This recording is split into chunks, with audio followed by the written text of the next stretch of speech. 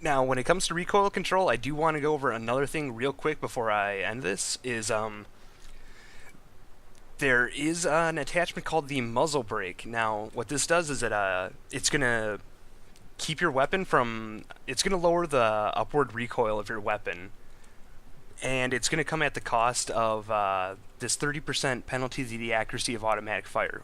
What that means is that your cone of fire is going to increase 30% faster by having this attachment on.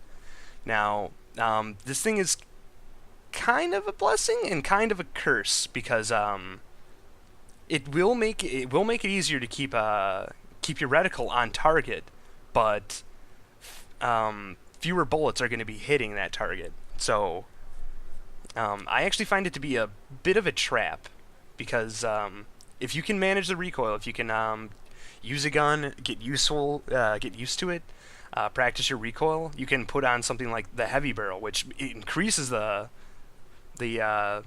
recoil by quite a bit, but it also increases the accuracy by quite a bit as well. So it's a big risk reward thing, and I'm actually gonna show you a little bit of footage here right now, showing you the difference between the muzzle brake and the heavy barrel, and how just learning to counter your recoil, you can get a lot more accuracy out of your weapon.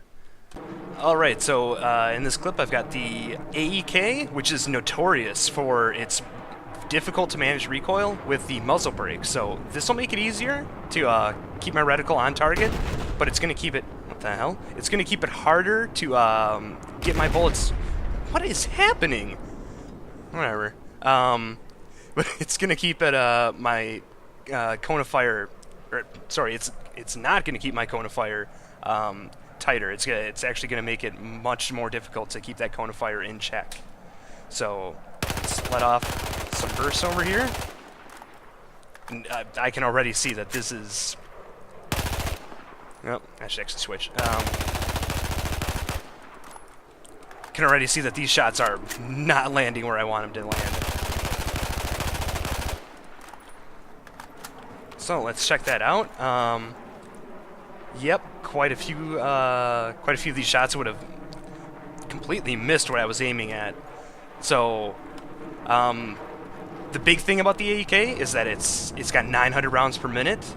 It dishes out a lot of DPS, but the effective DPS, meaning out of the shots that hit, having these missed shots mixed in with those hits is going to decrease it. So, having this muzzle brake is probably not the best option. So let me go and show you what the heavy barrel can do and how it'll keep the shots much more on target at the cost of having the user, do a little bit more work to get those shots to land.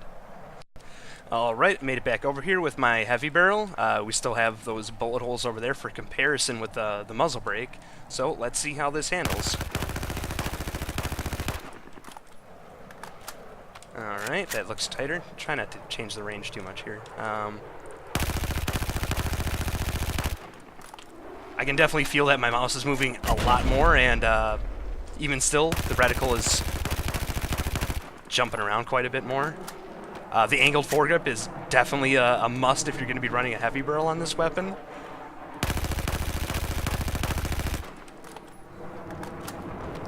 But see how the shots hit. So once again, this is the one with the muzzle brake. That one was just terrible. So as you can see, pretty much it's a much tighter grouping. There were still going to be some misses in here, but for the most part, nice tight pattern. A bit looser, but still tight. This is a very tight one with one little guy there that'll put the soldier on a crutch for a little while with an injured foot. And this one, very, very tight. So just by learning your recoil, learning to counter your recoil, it's going to reward you with a lot greater accuracy. And with a weapon like this that, you know, it shoots 900 rounds per minute, keeping those bullets hitting them is going to put them out of business before they put you out of business.